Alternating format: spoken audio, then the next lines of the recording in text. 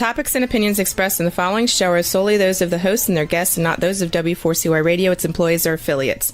We make no recommendations or endorsements for radio show programs, services, or products mentioned on air or on our web. No liability, explicit or implied, shall be extended to W4CY Radio or its employees or affiliates. Any questions or comments should be directed to those show hosts. Thank you for choosing W4CY Radio.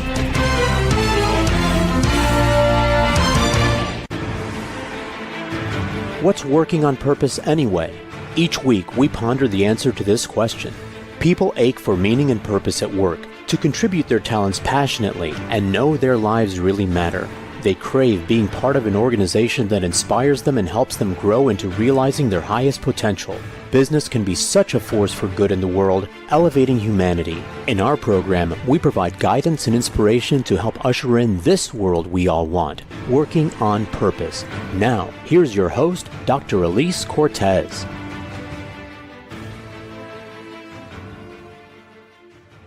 Welcome back to the Working on Purpose program, which has been brought to you with passion and pride since February of 2015. Thanks for tuning in this week. Great to have you. I'm your host, Dr. Elise Cortez. Most leaders are sitting on untapped human energy, and I help them unlock it. I'm an organizational psychologist, logotherapist, workforce advisor, and the founder of Gusto Now. But the title I live by that's much simpler is simply I Traffic in Energy. Not the surface level motivation or another engagement initiative, but the deeper force, what I call gusto, the life force for performance that drives commitment, perseverance, and genuine ownership of a shared mission in the clients we serve. You can learn more about us and how we can work together at gusto-now.com or visit my personal website, elisecortez.com, for information on my speaking and books. We have with us today Sheri Jacobs. She's an author, keynote speaker, and an innovation strategist who helps organizations unlock their creative potential by rethinking boundaries, risks, and leadership. She's the founder of Avenue M Group, where she has partnered with over 300 organizations and surveyed over 500,000 people to uncover what drives real transformation and growth.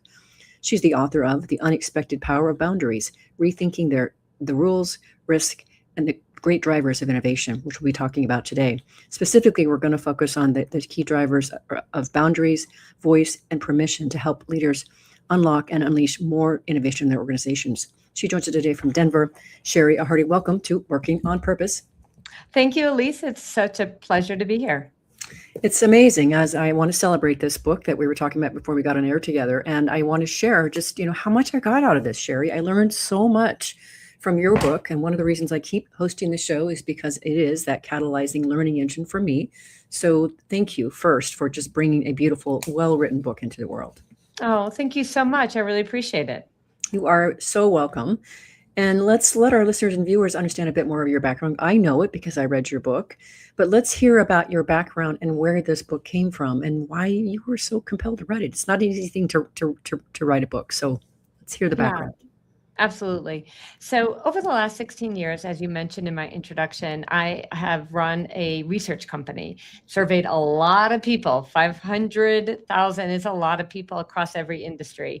And I kept seeing a trend show up, and it was counterintuitive to what most people think. So most people are trying to drive growth. They're trying to make change happen. They're trying to be innovative, yet something is missing. And from my research and from my own observations, and then also from my own creative pursuits, I discovered that it was not that unlimited freedom, but it was more having clarity around the space where you can play and explore and experiment that actually was the most likely driver for people to see growth happen or to see change happen. And when I kept seeing that trend over and over, I started collecting the stories, and then writing the book actually came fairly easy. I'm one of those people that you talk about in your book who chafes about the idea of rules and boundaries. And yet you have completely convinced me of their import. So I'm in now. So I appreciate also, why you wrote the book and who's it's for. And I'd love for you to just expand on this so people understand. But you talk about it's for teams that are hesitating to experiment. If your strategic plans sound bold, but they stall on execution. Feeling a bit more about who is this book for and who can it help? Sure, absolutely. So I really do see this book as for many different people within all different types of organizations. If you lead a team, regardless of the size, the industry, or how large of a company, you want to make sure that your team brings forward great new ideas. And yet you may walk into a meeting and say, everything anything's off the table. You can do any idea. Bring me your best ideas, or think outside the box, right? We hear that all the time. And the leaders who say it mean it. They really do want people to bring forth ideas like that, or they usually mean it. Yeah. So your question was, who is this for? And the problem is that oftentimes people fall into one of four quadrants when they are trying to bring forth ideas. Either the boss says it, but there's no clarity around, okay, where's the space where I'm allowed to experiment or I'm not allowed? And so this is for those teams who say, okay, fantastic, I'm going to bring ideas forward, but what are the edges? What are the boundaries? It's also to give tools to leaders who want to bring more out of their team. And they may have a team that has those ideas, but the clarity is there, but they don't have the spark. They don't know where to go. And so it is both for the leaders and for the team so that you can have better conversations and really bring forth more ideas. Mm-hmm. I thought you supplied so many incredible examples, a couple of which I want to talk about on the program, but that really bring home the importance of this. And I found it really interesting and fascinating how you anchored this in the import and role of fences. Mm-hmm. So maybe first, can we talk about the playground research that, I'm not sure this person's how to say her first name, Jacarava Goodman study. That was really fascinating the way that you laid out the import of fences in that study with regard to children and playing. Yeah, it's one of my favorites. And I even started the book telling an anecdote about my own daughter and having lived on the edge of a park, a backyard extended into this park. And then when I came across the study, I'm like, oh, that makes so much sense. So there was a study that was conducted, and what the landscape architect student wanted to do was to see the power of boundaries and how it impacted how children play, how creative they were, how inventive they were. So they had preschool teachers take kids to two separate parks, and both parks had swings, slides, wood chips, and a big grassy area all around it. But the one difference is one park had a fence and the other didn't. And so we would think that when the kids were at the park with no fence, unlimited freedom and no rules, that they would explore and they'd run and they would be creative. But what happened is those kids stayed on the playground. And not just that, they continued to do the same activity they do every time they go to a park. But when those exact same kids went to the other park a week later and there was a fence that was visible, the kids ran, they explored, they invented new games. They tried something, and if it didn't work, they abandoned it and tried something else, because they knew the safety of how far they could go. And so the fence isn't the limitation. The fence actually is the freedom. This happens in our workplace. When we know how far we can go, when the fences are clear, we will play up to them. When we don't, we will continue to do the same slide, swings, sandbox that we do every day when we go into work, because we just don't have that clarity. I thought that was so powerful. And I can appreciate that. We're going to talk about the psychological safety aspect that comes with knowing that fence is here. But let's go through the three parts of your book here, if you can distinguish that for us: boundaries, voice, and permission. Yeah, absolutely. So boundaries is where everything has to start.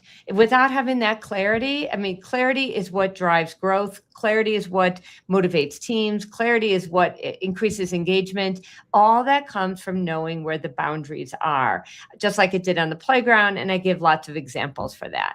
The second part is about voice and really making sure that other voices are heard. I have long experience both at a junior role and a more senior role, and I've seen this time and time again, that the person who is the decision maker or sitting in the corner office is often 3 positions away from the person who is closest to the customer, the patient, the client, whomever it is. And so they don't really see the problem. And so they also may not see the best solutions. So making sure more voices are heard is critical.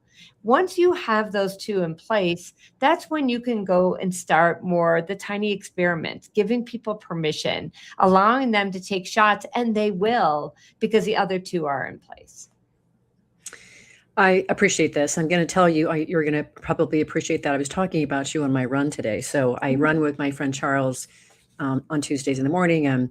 He knows my show was every Tuesday, and he saw me prepping when he came over to scoop me up.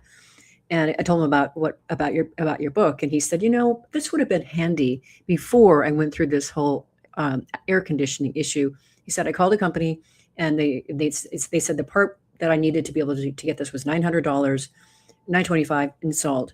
And then the guy says, well, actually, if you take this thing off the truck that I have for me, it's a different model, it'll be $625. Or $325, so saving him $600. So he said, I went ahead and did that. He said, but then I thought to myself, what if I just went on eBay and I looked for the exact part? And he said, which I did, and it was $65, and he was just kicking himself in the foot for spending $325 when he could have spent $65. And I said, that's where Sheri's work would have helped you. If you would have had the boundary of, I only want to spend $100 or less to solve this problem, you might have had a different outcome. And so I want you to know I celebrated you first thing this morning and put your work right to work. You have no idea how much I love that story for a couple of reasons. First, at least I'm a runner and I have my running friends, and we have the best conversations when we're out on our runs. It's how I came up with the name of my company even. So I love that conversation happened there. I also love that little anecdote about how boundaries, because it does impact our lives in every single way. I love fashion. I love to shop. And so the boundary I have to put in place is that whenever I walk into a shop, before I look at an item I fall in love with, I tell myself how much I think it's going to cost. And then I turn over the price tag. And if it is above that, I've already put in the boundary. It's easier for me to say no. I have to do that because I literally can just keep shopping. So I love that example that you gave. We do something I have a very similar approach to that. I do something very similar. What would I be willing to pay for it? And if it's more than that, I'm not getting it. Right. And a boundary. Sometimes there's fudging, but yes.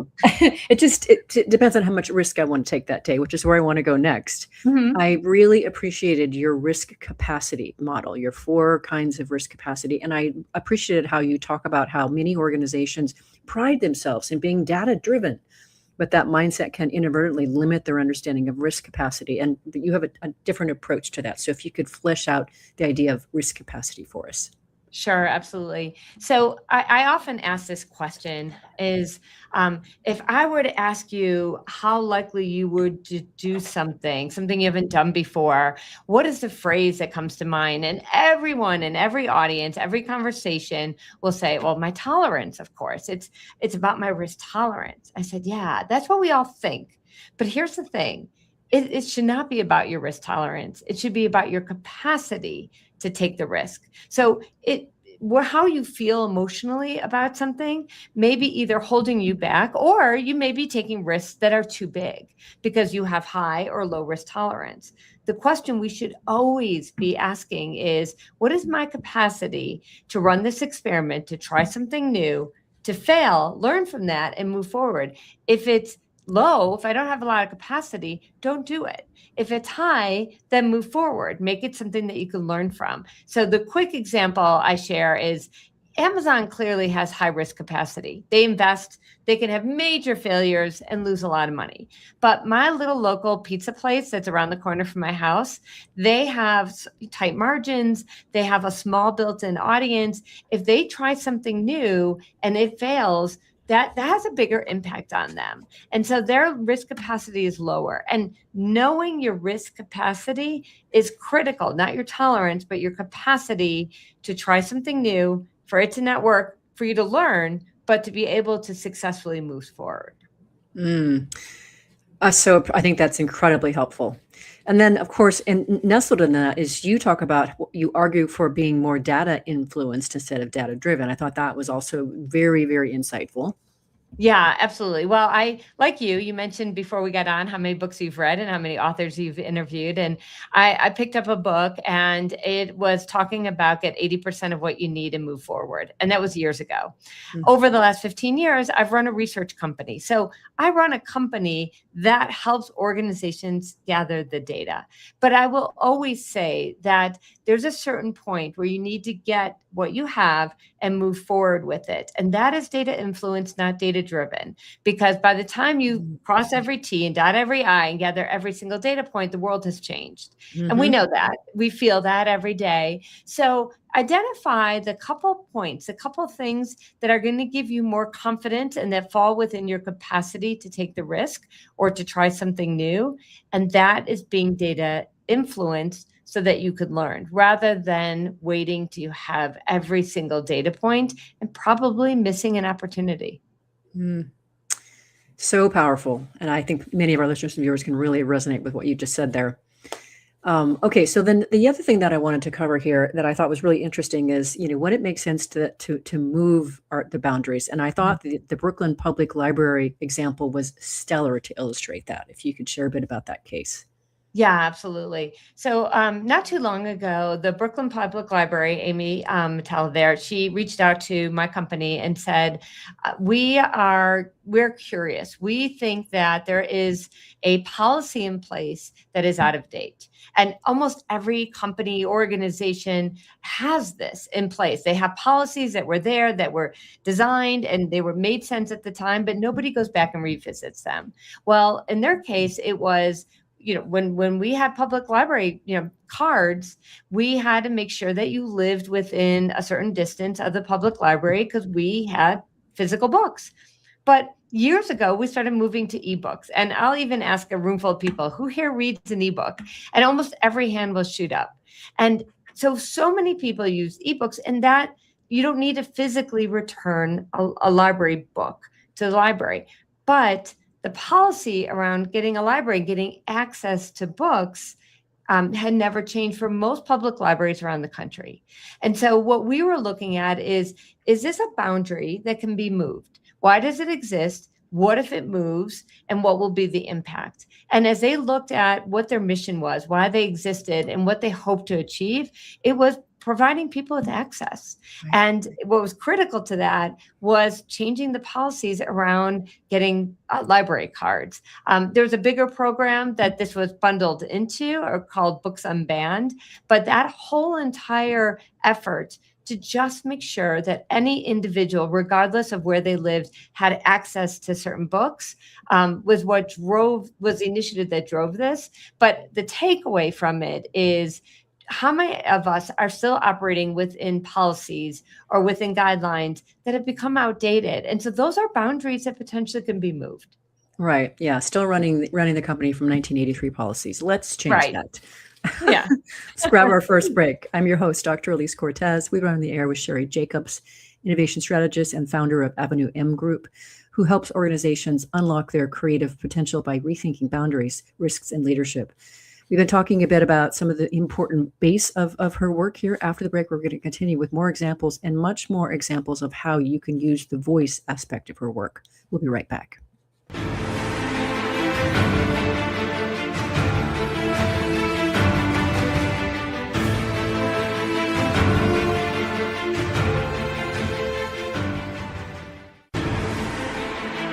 Dr. Elise Cortez is a management consultant specializing in meaning and purpose, an inspirational speaker and author. She helps companies visioneer for greater purpose among stakeholders and develop purpose-inspired leadership and meaning-infused cultures that elevate fulfillment, performance, and commitment within the workforce. To learn more or to invite Elise to speak to your organization, please visit her at elisecortez.com. Let's talk about how to get your employees working on purpose.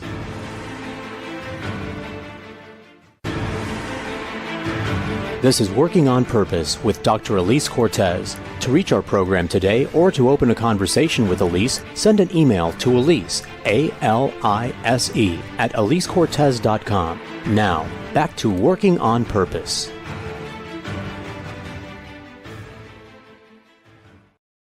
Thanks for staying with us and welcome back to Working on Purpose. I'm your host, Dr. Elise Cortez, as I too am dedicated to helping create a world where organizations thrive because their people thrive. They're led by inspirational leaders that help them find and to contribute their greatness, and we do business that betters the world. I keep researching and writing my own books. So one of my latest came out. It's called The Great Revitalization: How Activating Meaning and Purpose Can Radically Enliven Your Business.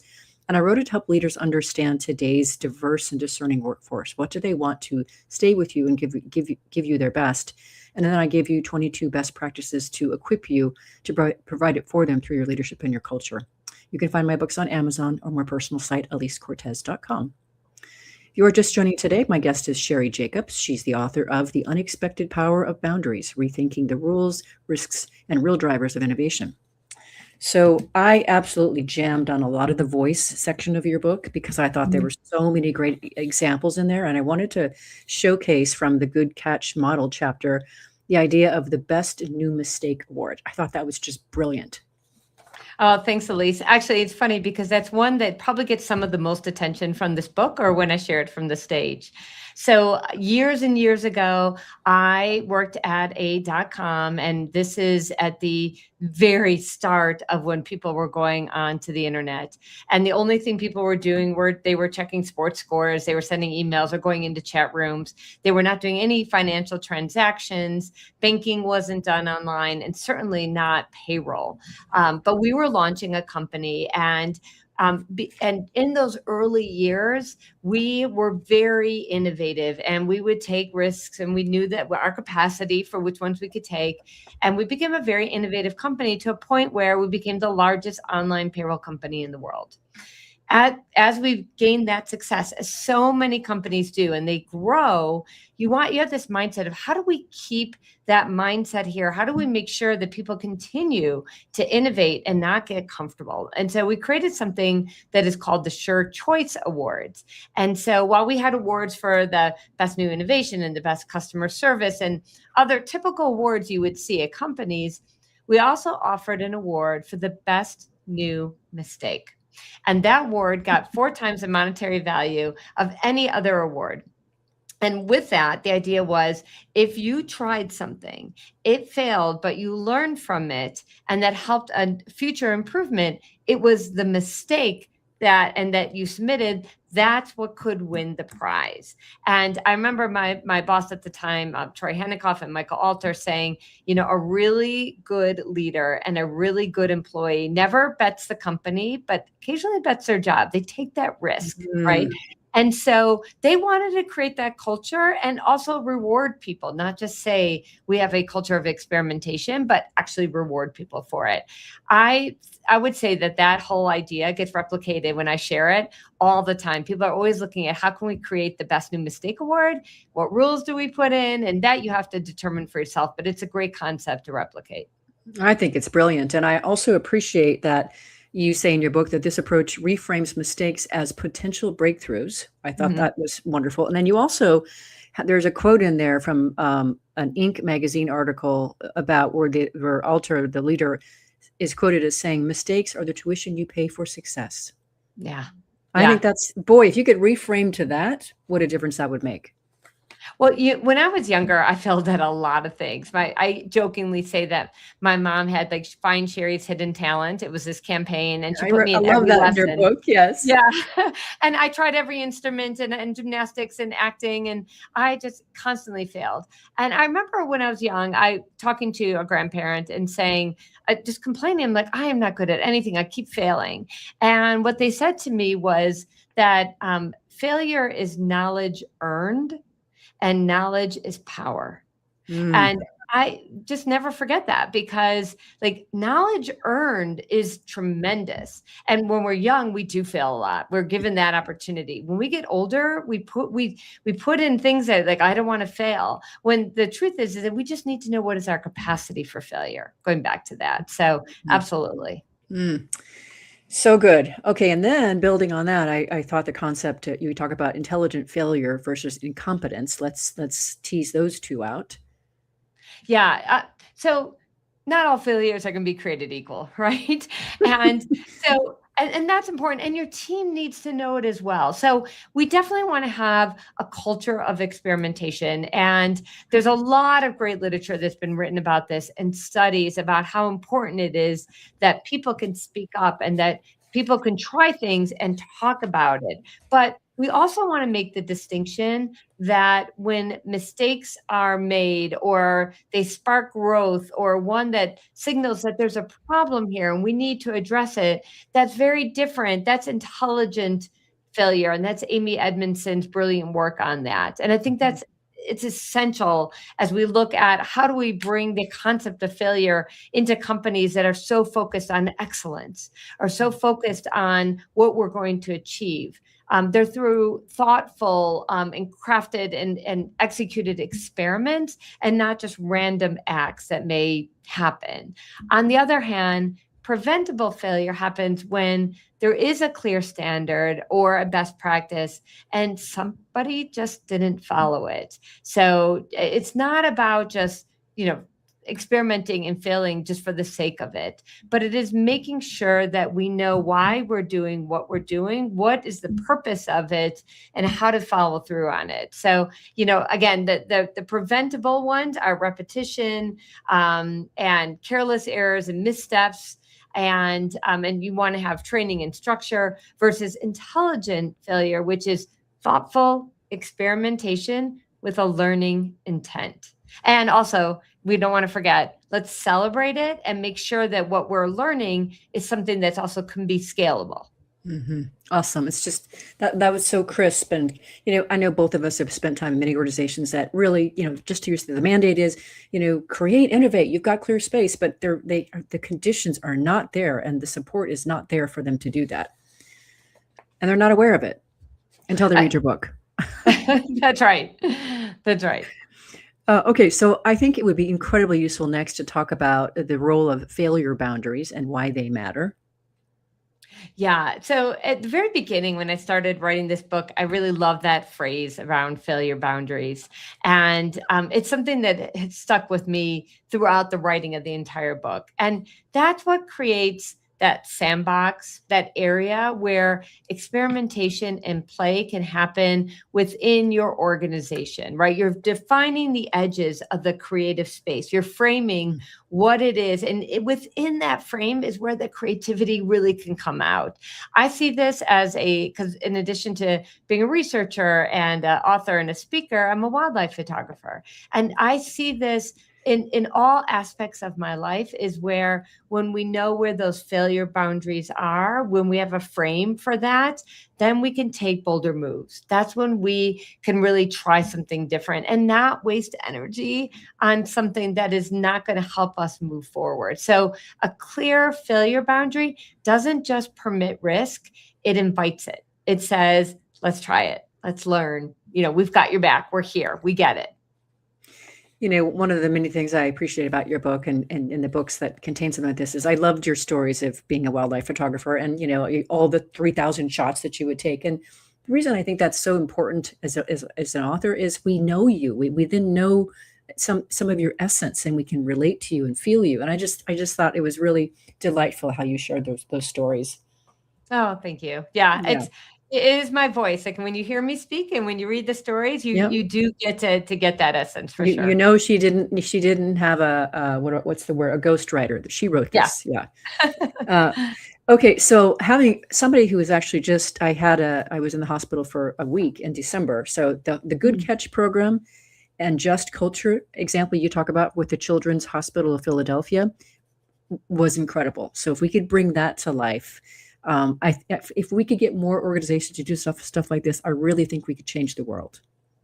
Absolutely. So this is a case study about CHOP, which is at Children's Hospital of Philadelphia.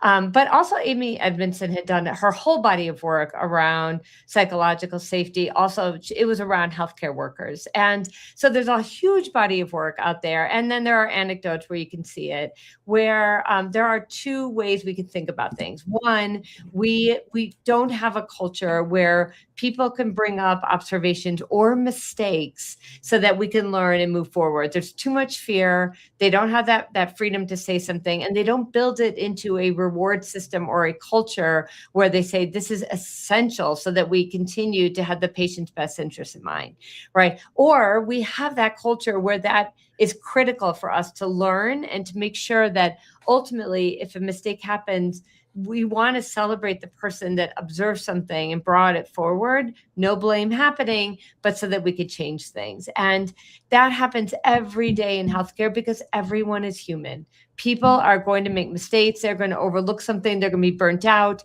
There's all the different reasons why things will happen. And so how can we make sure that when something happens, we can bring it forward? How do you have that mindset?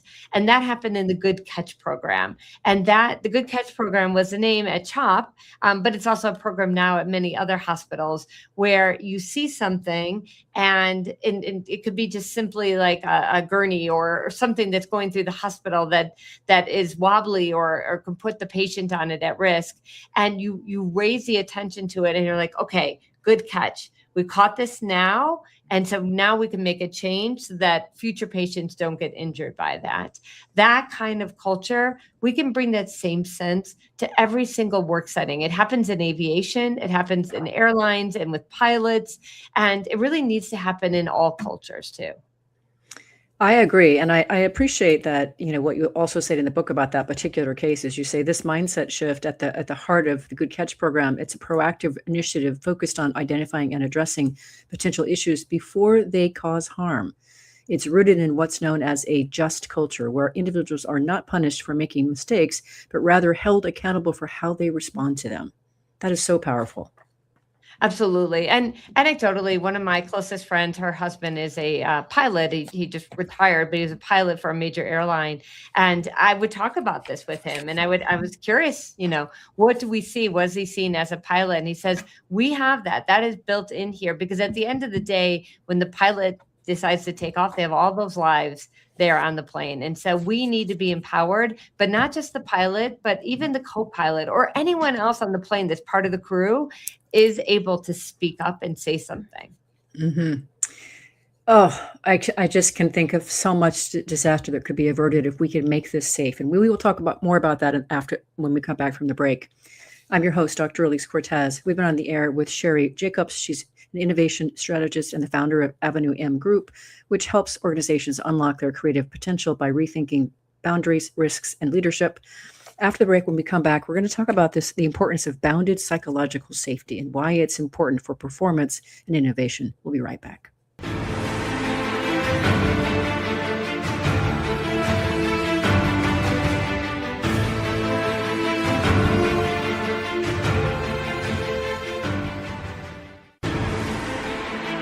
Dr. Elise Cortez is a management consultant specializing in meaning and purpose, an inspirational speaker and author. She helps companies visioneer for greater purpose among stakeholders and develop purpose-inspired leadership and meaning-infused cultures that elevate fulfillment, performance, and commitment within the workforce. To learn more or to invite Elise to speak to your organization, please visit her at elisecortez.com. Let's talk about how to get your employees working on purpose.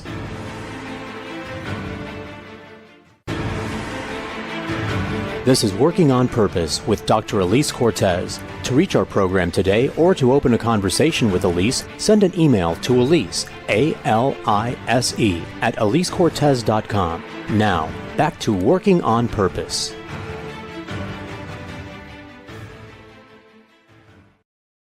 Thanks for staying with us and welcome back to Working on Purpose. I'm your host, Dr. Elise Cortez. As you know by now, this program is dedicated to empowering and inspiring you along your journey to realize more of your potential.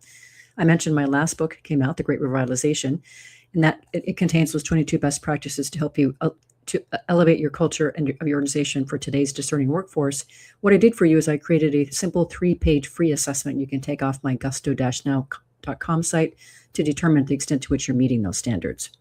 If you are just now joining us, my guest is Sheri Jacobs. She's the author of The Unexpected Power of Boundaries, Rethinking the Rules, Risks, and Real Drivers of Innovation.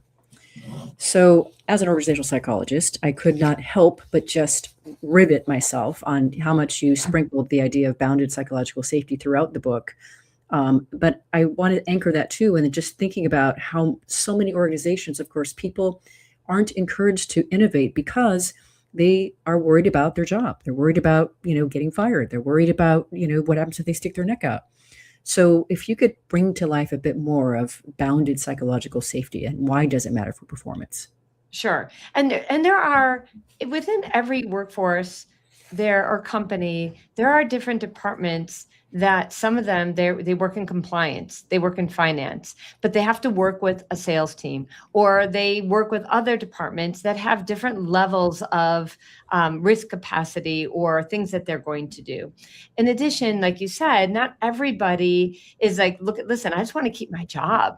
Like, they're not necessarily looking to innovate. And I had this conversation with a friend of mine, Dan Chaparkov, who used to be at Google. And Dan was telling me about, innovation at Google, and just about, listen, that you are going to have, whether it is because it becomes a seasoned or a product that's been out for a long time, so nobody wants to change it, or it's the individuals who are there that just simply don't want to take risk. Having that bounded psychological safety, saying this is the space where risk is okay. This is the space where there's a certain amount of failure that it's okay for us to do. It doesn't just help the people that are excited and want to innovate and try new things. It also helps those that are in a role that needs to be more conservative, that in a role where they have to protect the company, they work in compliance, they work in finance, they have, tightly held regulated positions. This idea of bounded psychological safety is fantastic for them, because now they can work with the teams that want to try new things, and they all understand how far they can go. So it is actually a concept that really is supposed to help everyone. Mm-hmm. You explained that beautifully, Sheri. Thank you. That was just great. Now, I want to talk next about the "you said, we did" culture, and I want to situate it in that, of course, in the work that we do an awful lot of diagnostics with organizations around culture, engagement, et cetera, and around how purpose is being lived in an organization. And so many organizations are really cool about that idea. They love the idea of getting the information, but then they keep it to themselves and they don't do much about it, unless, of course, we push them into it. So if you could talk about what is "you said, we did" culture, and why is it important? Absolutely. So we mentioned at the beginning of the broadcast that I own a research firm, and I have surveyed 500,000 people. And over the years, I started hearing this phrase people said, which was, oh, it's survey fatigue and people don't want to give feedback. And I dug deeper into it. And when I looked at organizations and companies that both of them were surveying, both of them were collecting feedback through a variety of different means, but the ones that got really meaningful feedback and were moving forward and seeing growth or more innovated were the ones where it wasn't about survey fatigue. They were the ones who didn't have the survey in action, right? Mm-hmm. So they're the ones where when we ask you for your input, we share with you what we're going to do with it. And if we're not going to move forward on something, we're going to share why, right? You said, we did, and it's also, and we did not do this, but this is why, right? Versus the organizations that constantly ask for input, and whether they move on it or don't, they just stop. And they never continue that feedback loop, and they never provide input on, okay, you said this is how we're taking it in. So building a culture of "you said, we did" can help you overcome some of that, what you think of as survey fatigue, but is really survey inaction. Mm-hmm. Beautiful. Last week, Sheri, I had on Mary Baird, who has a book out called "Squash the Sunday Scaries." And it's really written for HR teams and such, but much of it was exactly what you said right there. Ask for the feedback, do something about it within 19 days. Within 19 days of collecting the feedback, come back to the people and say, here's what we heard you say, here's what we can do now, and here's what we can't do now for this reason. Very powerful, right? Really, really powerful. Now people are sitting up and willing to give their voice. I love that title of that book. I remember being in my 20s and with roommates and living in Chicago, and I remember that Sunday feeling with my roommates. I mean, that is something that it so overwhelmingly is being felt by probably more of our junior workforce, and those who are coming to work, that Sunday feeling. And I haven't read the book, but that totally resonates. Yeah, she's just a little firecracker, and her personality shows up in there big time. So it's a great read. I certainly recommend it. If you're in that camp, I recommend it. Another case study that you talk about in your book that I just thought was so compelling was the Lego case study. And I really appreciated their approach to, coming from behind. So if you could share a bit about, what that case study is about and why it's important for innovation. Sure. I have to start with the quick story of how I discovered it. So I love it. yeah, my sister lives in California. She works in finance for a very, very large global company. And so when she comes home from work, her favorite thing to do Yes. is to do Legos and Yes. problem solve. And I went over to visit her, and all of a sudden, all the family photos were gone, including my daughter, her only niece. And in its place was a Millennium Falcon made out of Legos. And when I asked her about this, she's like, yeah, they're in the other room, but let me show you all the Lego kits. So I started thinking about this. My sister's an adult fan of Lego, and I started diving into the other adult fans of Lego. And that's when I came upon the story about Legos and how they nearly, after this long history and this deep, passionate following from people, nearly went bankrupt. They didn't, but nearly did, and how they came back, how they lost their way. They were trying to be everything to everybody. And then how they came back and they had much more clarity around what they would and wouldn't do.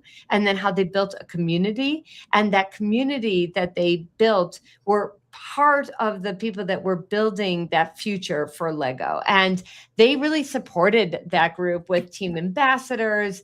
And they built that into their infrastructure to find out, like, what is it that our major audience, because they're adult fans of Lego, is bigger than the children, not surprisingly.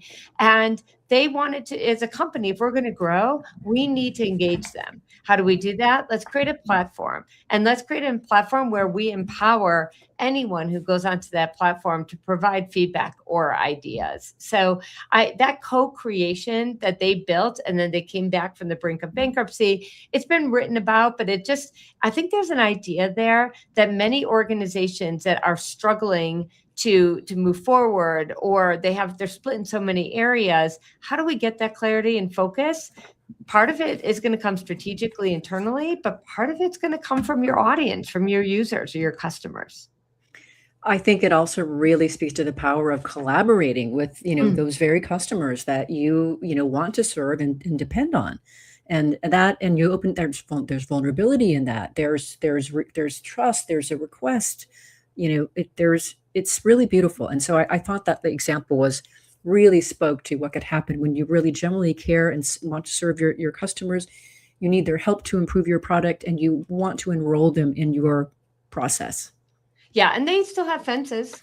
So they still have the boundaries there. Mhm. So there has to be feasibility. There has to be, they go through, they have a series of different items that even if they co-create and an idea comes forward and all the fans voted up and it seems like a good concept, they still have those fences in place to make sure it's something that's feasible, that's marketable, and that, if they invest their time and their money in it, it's something that the market wants. Mhm. And so I think it's not just a great idea around collaboration and community, but it also shows how you bring those fences back in. Mm-hmm. It's just so thoughtful and creative and dynamic. I just really, really want to celebrate that. Oh, thank you. Yeah. Okay. So now let's go on to the permission section of your book here. I just thought that there was so much in this, but of course, you say there's a reason so many innovators and creators talk about failing fast and failing forward, failing early and often, kind of thing. But you also talk about it in your own example of being a runner, somebody who totally said, "I hate running," to running the Boston Marathon. You ran into some issues along the way, and of course, part of what you're talking about in the whole book here is the importance of prolific attempts. So, if you could just speak a little bit about this idea of permission, prolific attempts, failing. Yeah, absolutely. Going back to what I said about when I was young and all the failures I had, when I got older, when I was in my 20s, I had spent so many years, all my entire life up to that point, having this idea in my head of who I was and who I wasn't. And in my mind, I was not athletic, I was not a runner, and that is something that I failed at. And what I learned, because I had this new motivation, that everybody who starts anything, any instrument unless you're just a natural talent, the vast majority of us, when we start something new, we're going to fail at it. And so giving yourself permission that that's part of the process and how you'll get better is critical to it. For me, it was running. And once I got past that first mile, and then I put together more miles, and then I set a goal, but even not hitting the goal, but thinking about, well, what do I need to do to get to that goal? And that goal for me was not just to run a marathon, but to qualify and run Boston Marathon, which is, for an amateur runner, it's about as good as you can get. And I had multiple failures on the attempts to get there. But ultimately, I made it and I qualified to get in, and then had another setback, which is I got an injury. And as I met with somebody and I talked about my injury, we figured out a way to still get me to the starting line, even if I had to make some adjustments in what that final race was going to be. That experience, combined with my wildlife photography experiences, I've had failures and successes out in the wild as a photographer, really taught me more about how important it is to take more shots and to give yourself permission to do so, even if multiple times it ends up in failure. But what can we learn? Yeah. Oh my gosh. So good. Okay. So I really wanted to, as we head toward a close here, I wanted to celebrate one of the leaders that you talk about in your book. It's the Chief Technology Officer of Battle Motors, right? Is that right? Yeah. And it's Keely Schenkel. So she's going through trying to navigate rapidly changing world of high performance, in a custom engineered vocational trucking business. And this is perfect for us to share this in terms of leadership. But you talk about how a philosophy that shows up in everything Schenkel does can be summed up in the words she learned years ago from a mentor. Quote, "The best leaders take the heat and spread the warmth." Mm-hmm. I think that's incredible. So in an industry that faces multiple constraints that must continuously innovate, Schenkel leads with curiosity, the drive to make things better, and plenty of heart.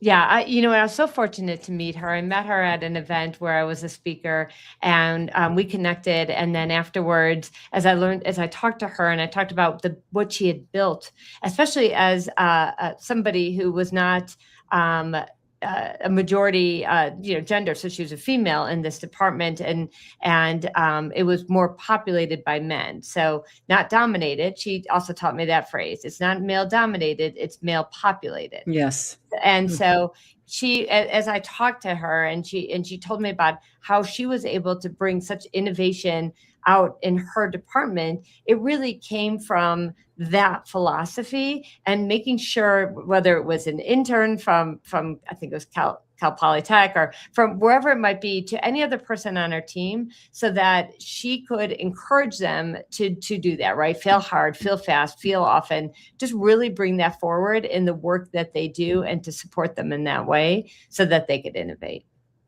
I love celebrating leaders like that because I think I know that we need many more of them. And of course, I'm out to help develop those as well.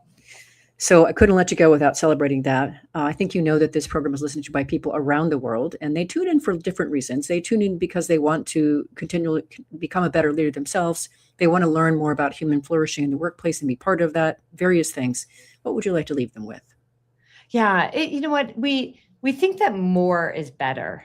And we're often said unlimited boundaries, or think outside the box, or if there's more out there, more opportunities, that's what I need. And it is a different mindset to say, actually frame what you are trying to do. When you draw that boundary, when you draw the edges around the box, you will get more done. And so next time somebody says to you, think outside the box, don't. Build the box, frame the problem, and you will find more creative solutions within it. Sheri, I learned so much from reading your book, and then I've been delighted to have you on. Thank you so much for coming on Working on Purpose and talking about your work. Oh, thanks for having me, Elise. It's truly my pleasure. Mm-hmm. Listeners and viewers, you're going to want to learn more about Sheri Jacobs and the work that she does. I recommend that you go to her website. It's sherijacobs.com. So it's SHERR.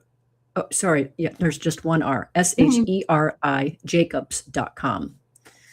If you missed the show last week, we were on with Mary Baird. We were talking about Squash the Sunday Scaries, where she gives a flywheel framework to help HR leaders do just that, starting with deep listening of the employee experience. Next week, we're going to be on air with Baruch Halevi, talking about his book and how he helps men stop drifting and start living their why. His book is called The Guy in the Glass, 6 Questions to See the Man Who You Were Meant to Be. It'll be an amazing conversation. He's been on before. He's a deep thinker and with a big heart. So we'll see you next week, and let's continue learning, leaning in to discover how to elevate your operating system as a leader and create destination workplaces where legendary business takes place. Let's work on purpose. We hope you've enjoyed this week's program. Be sure to tune into Working on Purpose, featuring your host, Dr. Elise Cortez, each week on W4CY. Together, we'll create a world where business operates conscientiously, leadership inspires impassioned performance, and employees are fulfilled in work that provides the meaning and purpose they crave. See you there. Let's work on purpose.